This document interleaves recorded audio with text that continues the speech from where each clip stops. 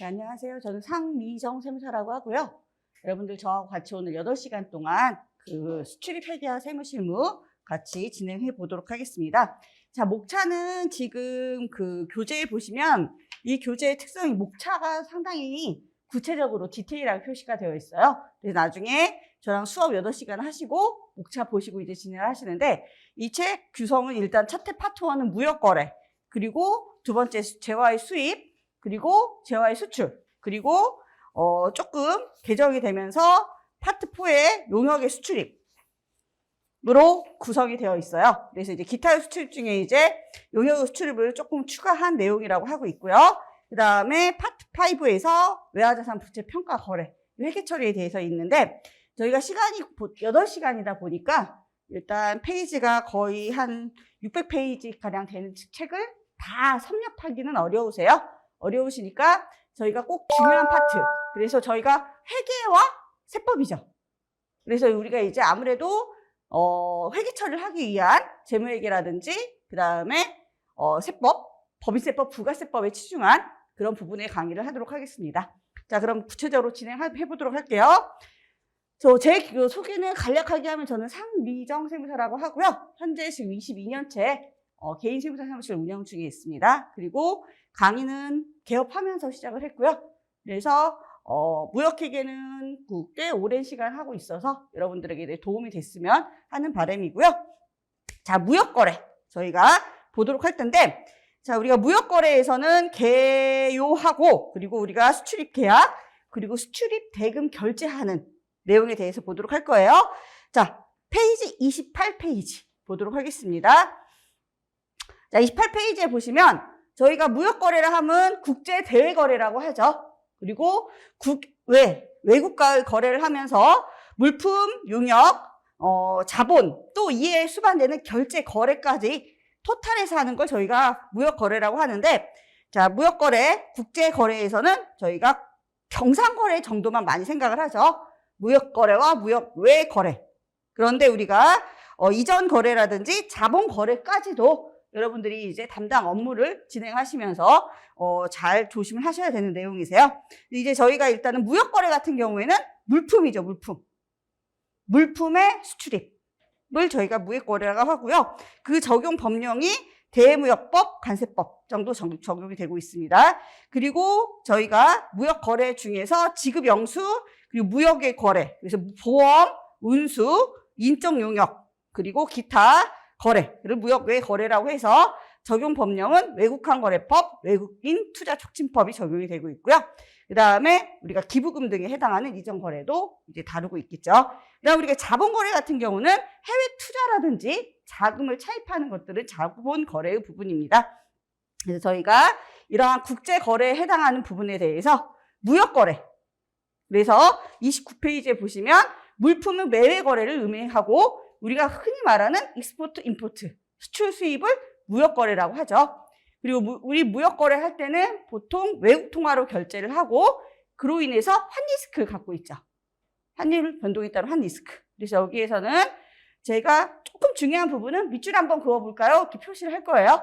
그래서 지금 보시면 무역거래에 있어서 환리스크가 조금 부담이 되시잖아요. 그래서 수출자한테는 우리가 선적을 하고 보통 돈을 받아요.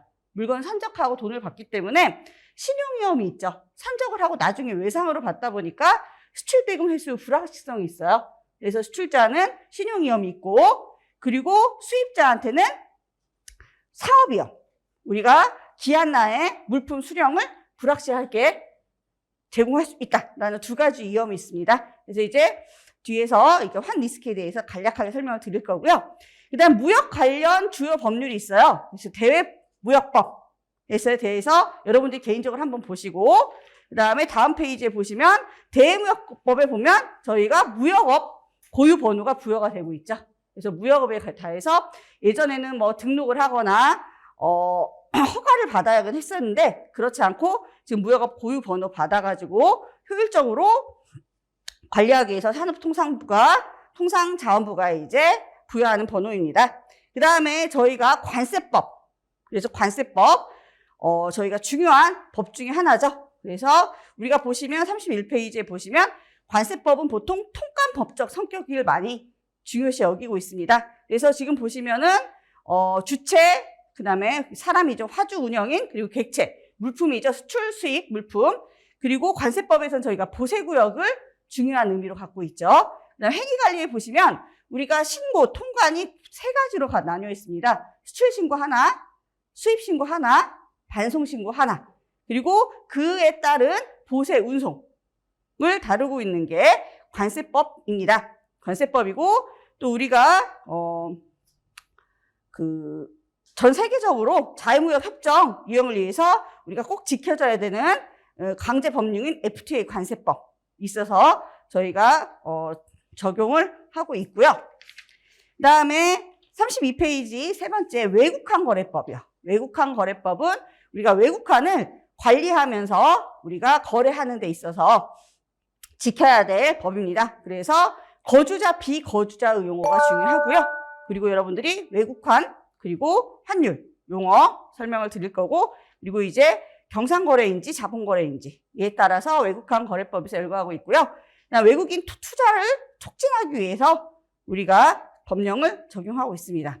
자, 결론적으로 33페이지 저희 이 책이 좋은 점이 있는데 표로 표시되어 있는 부분은 꼭 보세요. 그래서 지금 보시면 저희가 지금 무역거래와 관련된 법률 4가지를 대략적으로 살펴보셨어요. 그 법을 구분함에 있어서 경상거래와 자본거래로 구분을 해야 되는데, 자, 우리가 경상거래에 있어서 물품에 좀 치중을 할 겁니다. 물품. 그래서 우리가 파트 2, 3가 재화의 수입, 재화의 수출이라고 했잖아요. 그 부분에서 주로 다루는 게 물품 거래이고, 파트 4에서 전자적 형태의 무채물 용역 저희가 다룰 거예요. 그리고 우리가 기타 자본거래에 대한 내용은 외국환 거래법, 투자적지법에서 다루고 있습니다. 결국 저희가 이 책에서 한 8시간 중 7시간을 차지하는 부분이 물품에 대한 무역거래예요. 그래서 그 법을 다루는 법에서 제일 중요한 게 우리가 이제 원인행위에서 되는 것들이 대외무역법과 관세법 같이 적용받고 있고, 그 다음에 대금 결제하는 것은 외국환 거래법입니다.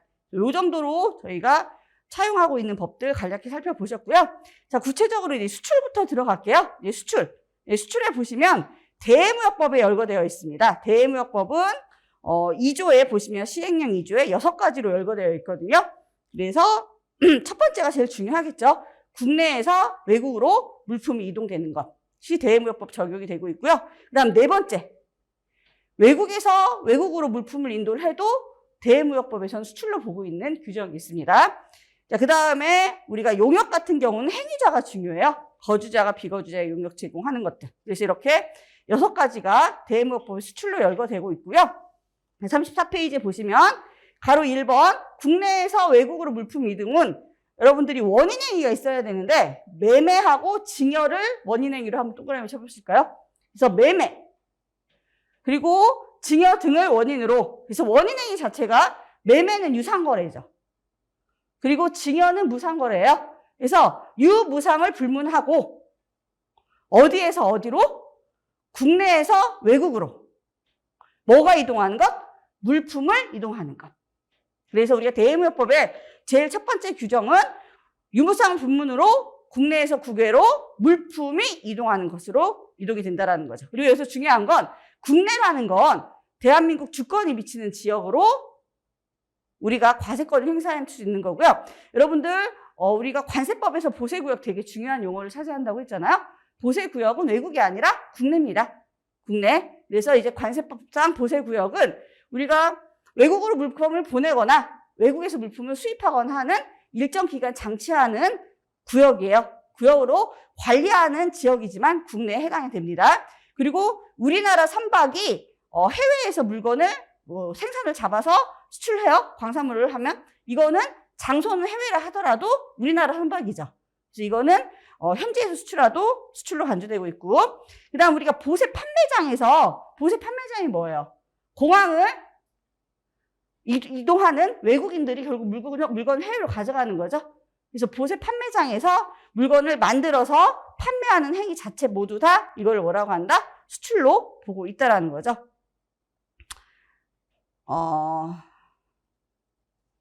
근데 이제 예외적으로 국산품을 판매해서 출국인 등이 물품을 가지고 외국으로 이동하는 것. 이거는 누가 가지고 가는 거예요?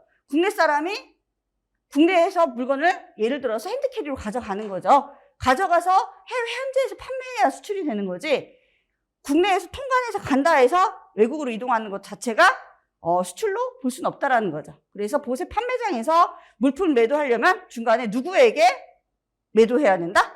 외국인에게 매도를 해야 된다라는 거죠. 그래서 이렇게 해서 세 가지 정도 보셨고, 그다음 35페이지에 보시면 외국에서 외국으로 물품 인도하는 행위도 여러분들 수출이라고 했어요. 근데 여기서 중요한 건 유상으로 밑줄 그어야겠죠. 우리가 이제 국내에서 국외로 수출하는 건 유무상을 불문으로 했지만 유상으로 돈을 받고 어디에서 어디? 외국에서 외국으로 그리고 물품이 인도되는 거죠. 자, 그런데 대무역법에서 모든 외국에서 인도하는 재화의 수출이 영세율은 아니라는 거예요. 여기에서 두껍게 쳐져 있어서 중요하다는 의미죠. 산업통상자원부 장관이 정하는 고시에 의한 기준에 해당하는 것만 수출로 인정이 된다라는 거죠. 그래서 뒤에서 보시겠지만 중개무역 수출, 그다음 외국인 수수입, 외국인도 수출 등 특정 거래에 대해서만 인정을 하고 있고요. 뒤에서 디테일하게 살펴보도록 하겠습니다. 그 다음에 용역을 제공함에 있어서는 거주자가 비거주자에게 제공해야 되고요. 이 또한 모든 용역 제공에 대해서 수출로 인정하는 게 아니라 산업통상부 장관이 정하여 고시하는 방법으로 제공하는 것만 수출로 본다. 여기서는 거주자가 비거주자에게 제공할 때 수출로 본다라는 거고요. 특별히 36페이지에 보시면 거주자, 비거주자의 구분에 대해서는 알고 계시는 게 좋습니다. 그래서 이제 우리가 개인하고 법인인데, 자, 일단은 개인을 거주자로 보려면 뭐를 가지고 있어야 된다? 대한민국 안에 주소. 여러분, 주소가 뭔지는 아시죠? 주소는 주민등록상 주소지예요. 주소를 뒀거나 아니면 거소라고 하면 외국인도 대한민국에서 살려고 하면 외국인 등록증에 주 생활 근거지가 되는 곳을 신고를 해야 되겠죠. 그래서 그걸 거소라고 해요. 그래서 대한민국 안에 주소 거소를 둔 개인이라는 의미는 외국인 여부가 중요하지 않는다는 거죠. 그래서 대한민국 안에 주소 거소를 둔 개인이라든지 또는 법인은 주된 사무소가 어디에 있느냐가 중요하죠. 주된 사무소가 한국에 있다라고 하면 그 자는 거주자라는 거죠. 그래서 이러한 거주자가 그렇지 않은 비거주자에게 용역을 제공할 때 우리가 대무역법 수출이라고 정의하고 있습니다. 그래서 이제 산업통상부 장관이 정하는 고시 방법이라고 하면, 자, 이 제공 방법 4가지는 좀 잘 보시는 게 좋으세요. 그래서 예시하면 우리가 용역을 국경을 넘은 이동에 의한 제공. 그러면 일단 우리가 온라인을 통해서 가는 거 있죠. 온라인을 통하는 것도 국경을 통한 제공이라고 볼 수 있겠죠. 흔히 우리가 용역의 수출에서 많이 이용되고 있는 게 온라인을 통한 제공인데, 우리나라 기업, 즉 거주자가 그렇지 않은 비거주자에게 온라인을 통해 제공하는 것도 수출에 해당하는 방법입니다. 그리고 지금 보시면 이제 일반적으로는 요게 중요한데, 비거주자 있죠. 비거주자가 국내에 들어와서 용역을 제공해도 인정을 해주겠다라는 거죠. 대무역법에서는. 그래서 약간 여러분들이 지금 먼저 제가 대무역법을 총론으로 하고 있는데 궁극적으로 부가세나 법인세법이 차이가 있어요. 그래서 대무역법을 먼저 보시고 부가세법 그리고 법인세법 그 차이를 보실 거예요. 그래서 비거주자 국내에 들어와서 용역을 제공받는 것도 용역의 수출로 인정이 되고 있고요. 그 다음에 거주자가 상업적 해외 주제에 의해서 제공하거나 거주자가 외국으로 이동을 위해 하면서 제공하는 것들. 그래서 실무적으로 우리나라 기업이 뭐를 설립을 하죠? 해외에? 지점을 설립해서 용역 제공하는 것은 당연히 수출에 해당이 되는 거고, 또 우리나라 그 지점이 없다 하더라도 우리가 자회사라든지 이런 걸 해외로 설치해서 직원이 해외로 파견돼서 제공하는 용역도 용역의 수출이 해당이 되겠죠.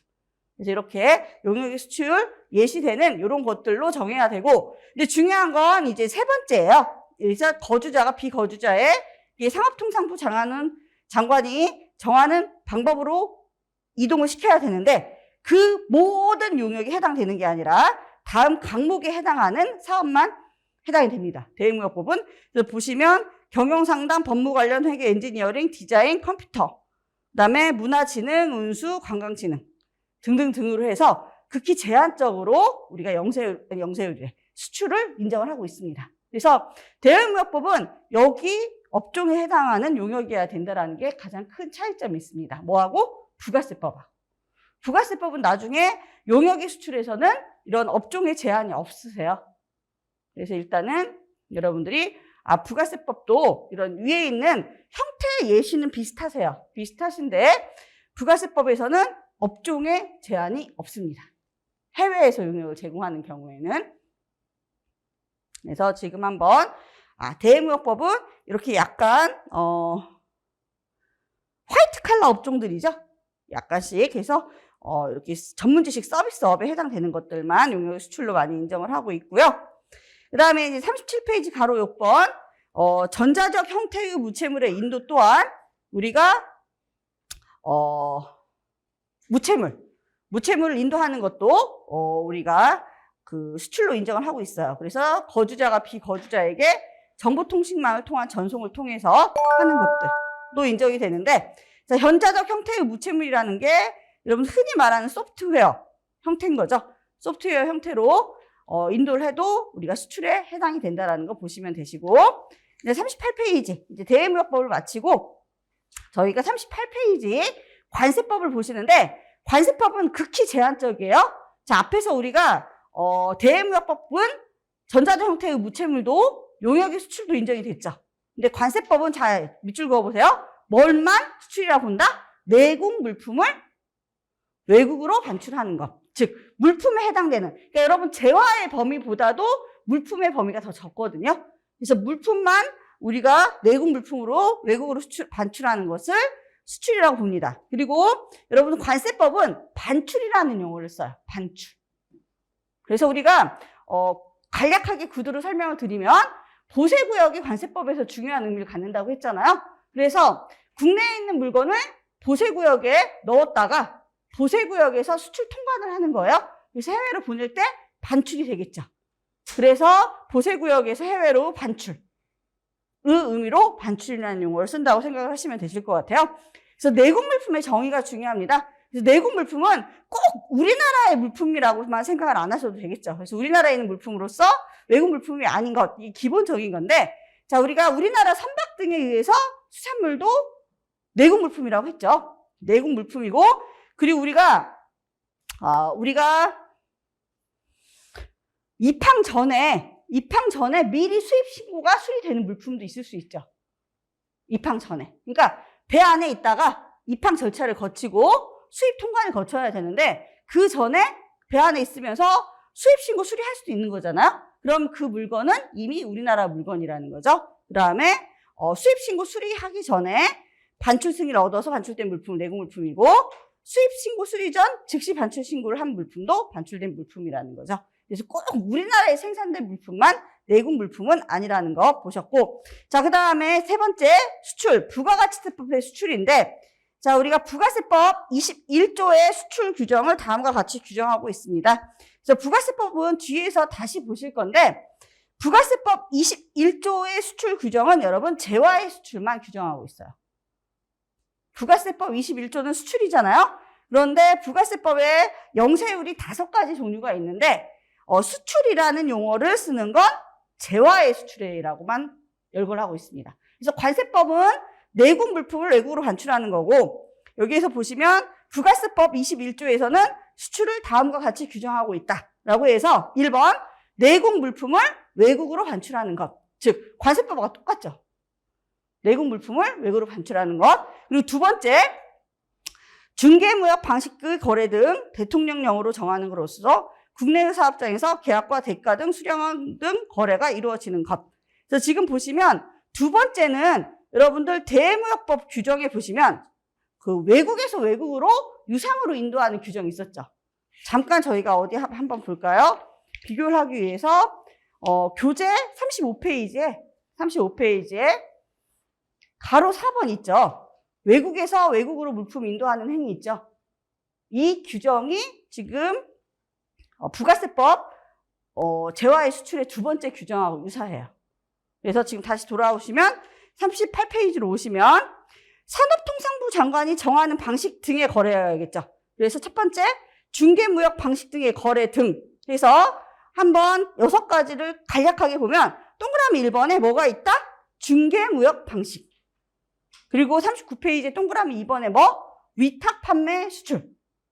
세 번째, 외국 인도 수출.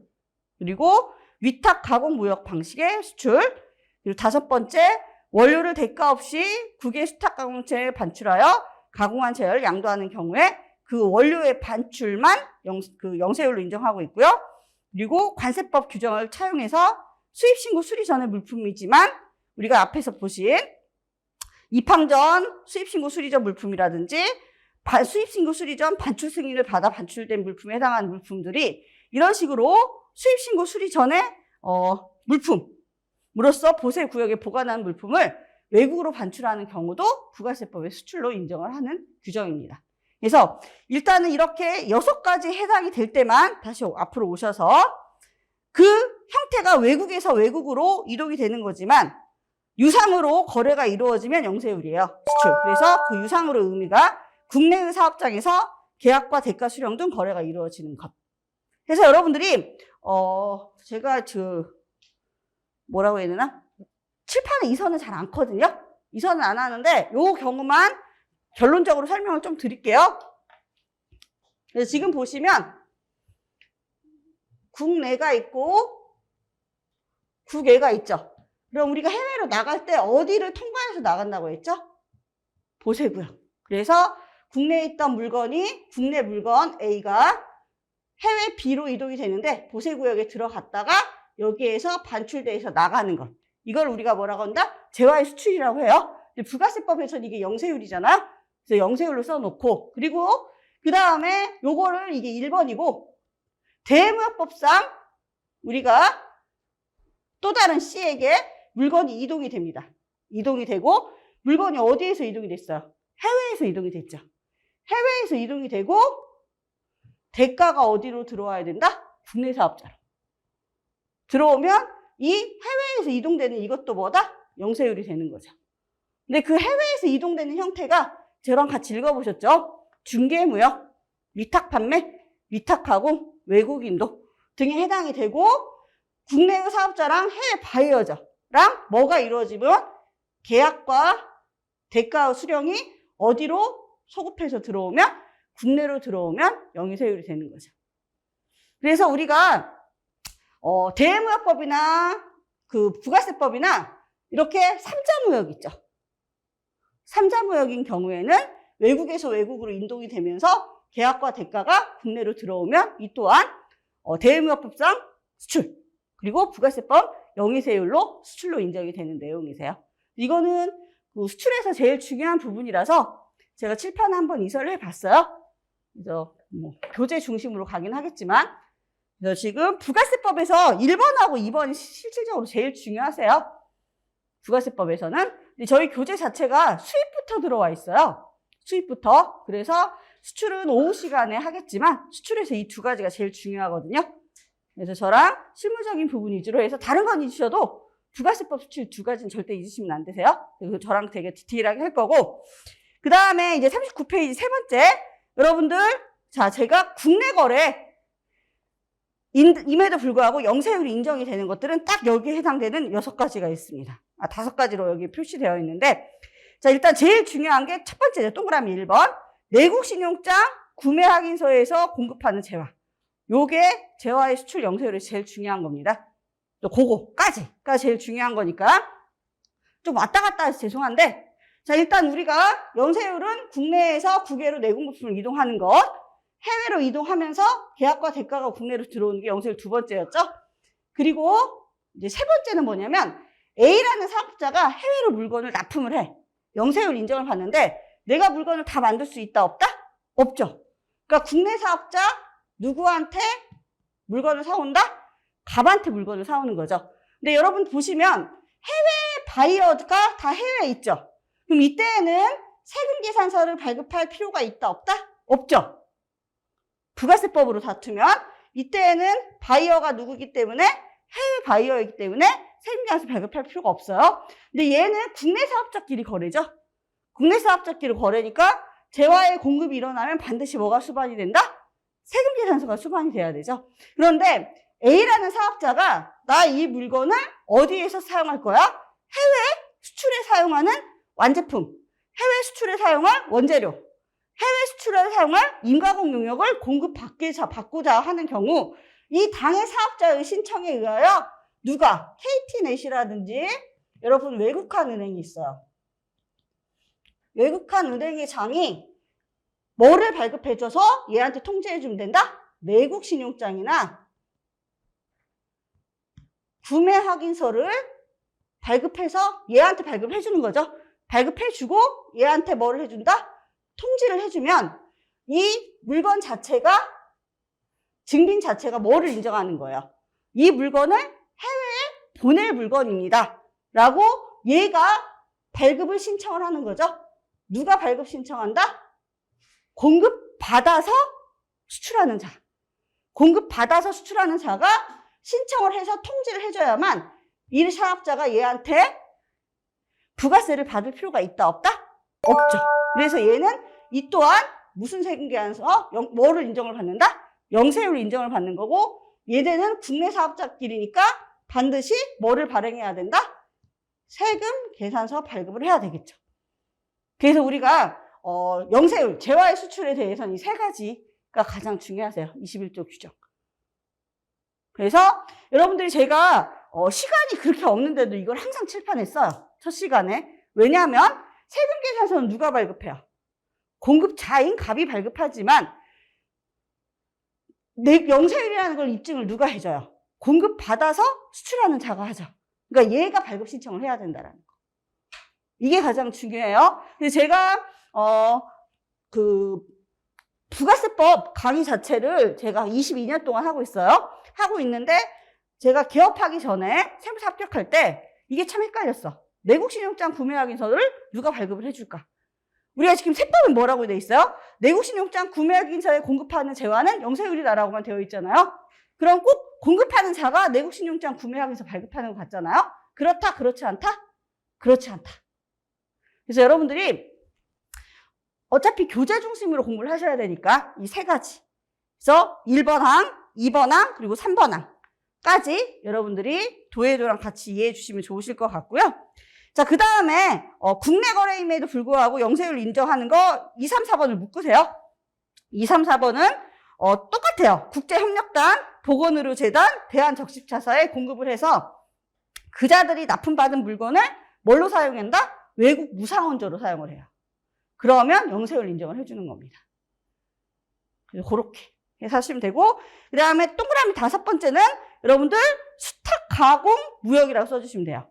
우리나라가 해외에서 원자재를 수입해가지고 해외로 다시 수탁 가공해서 물건을 보내면 그것도 재화의 수출로 인정이 되거든요. 그래서 이제 5가지 요건을, 4가지 요건을 충족하면 되니까 이 또한 뒤에서 보도록 하겠습니다. 자, 그 다음에 저희가 수출을 보셨고, 반대적으로 자, 수입에 관련된 거는 여러분 외국 물품을 국내에 반입하는 거죠. 그래서 이제 40페이지 위에서 둘째 줄, 일반적으로 수입은 수출은 내국 물품을 외국으로 반출하는 거고, 여기에서 외국 물품을 국내로 반입하는 것. 그래서 반입이라는 용어를 쓰죠. 반입. 그래서 외국 물품을 국내로 반입한다. 자, 그래서 앞에서 제가 보세구역을 중심으로 해서 해외로 보낼 때는 반출이라고 했죠. 해외에 있는 물건을 보세구역에서 국내로 갖고 들어오는 걸 반입이라고 해요. 그래서 반출, 반입. 반대적으로 보시면 돼요. 그래서 대외무역법상 수입을 먼저 보시면, 대외무역법상 수입은 자, 우리가 첫 번째 가로 1번 외국으로부터 국내로 물품이 이동되는 거죠. 근데 이때에는 여러분 매매하고 증여 마찬가지죠. 해외로 나갈 때도 매매 증여 유무상 불문이었듯이 들어올 때도 유무상 불문으로 물건을 갖고 들어오는 거고, 이제 반대로 외국에서 물품을 인수할 수 있죠. 그때는 반드시 무슨 거래해야 된다? 유상거래해야 됐죠. 유상거래, 그리고 산업통상부 장관이 정하는 특정 기준에 해당할 것. 자, 그 다음에 가로 3번. 여러분들 용역의 수입은 반대죠. 비거주자가 거주자에게 용역을 제공하는 것. 반대죠. 비거주자가 거주자에게. 그래서 산업통상부 정하는 고시하는 방법, 국경, 그 다음에 외국에서의 소비, 비거주자의 상업적 국내 주재, 비거주자의 국내 이동. 이런 형태가 용역 제공의 수입인데, 범위는 똑같으니까 넘어갈게요. 약간 전문 서비스업 형태들만 인정이 되고 있습니다. 대외무역법은. 그 다음에 42페이지에 보시면은 전자등 형태의 무채물도 비거주자가 거주자에게 정보통신망을 통한 전송과 그 밖에 산업통상부 장관이 정하는 고시하는 방법으로 전자등 형태의 무채물을 인도하는 것을 우리가 재화의 수입이라고 합니다. 자, 43페이지 바로 관세법 수입에 들어갈까요? 그러니까 제가 설명한 건 약간 관세법 수입 개념이었어요. 자, 관세법 수입은 외국 물품을 우리나라에 반입하는 게 수입이라고 했죠. 외국 물품을 우리나라에 반입. 그래서 반입은 보세구역으로부터 반입하면 어디에서 갖고 들어와야 된다? 보세구역에서 갖고 들어올 때를 반입이라고 합니다. 그리고 우리나라에서 사용 소비하는 것. 그러니까 우리나라 운송수단에서 소비하는 것도 여러분들 수입에 해당이 되는 거겠죠. 자, 그래서 그런 내용 보시고, 자, 실무적으로 저희가 이제 부가세법 수입, 재화의 수입에 대해서만 열거하고 있습니다. 그래서 수출도 재화의 수출만 열거하고 있듯이 재화의 수입만 열거하고 있습니다. 자, 부가세법에서는 여러분 용역의 수입이라는 걸 열거할 수 있을까요? 없을까요? 없죠. 자, 여러분 다 아시다시피 부가세법 과세 대상 거래는 세 가지예요. 뭐죠? 재화의 공급, 용역의 공급, 재화의 수입. 그래서 재화의 수출만 저희가 보셨고, 그 다음에 재화의 수입만 열거할 수밖에 없다. 그래서 재화의 수입은 외국 물품에 해당하는 다음 각 호연에 해당하는 물품을 국내에 반입하는 것, 보세구역에서 반입하는 것을 말하고, 자, 다음 각 호연에 해당하는 물품이 외국 물품이어야 되겠죠? 그래서 첫 번째, 외국으로부터 국내에 도착하는 물품으로서 수입 신고가 수리되기 전께 외국 물품이죠. 여러분들 수입 신고가 이미 수리되기 후의 거예요. 그거를 갖고 들어오는 건 재화의 수입이 아니죠. 수입 신고를 통해서 갖고 들어와야 재화의 수입인 거고, 그다음 마찬가지로 여러분 수출 신고가 수리된 물품은 외국 물품이죠. 그걸 갖고 들어오면 수입인데 이제 그 다음이 중요합니다. 자, 부가세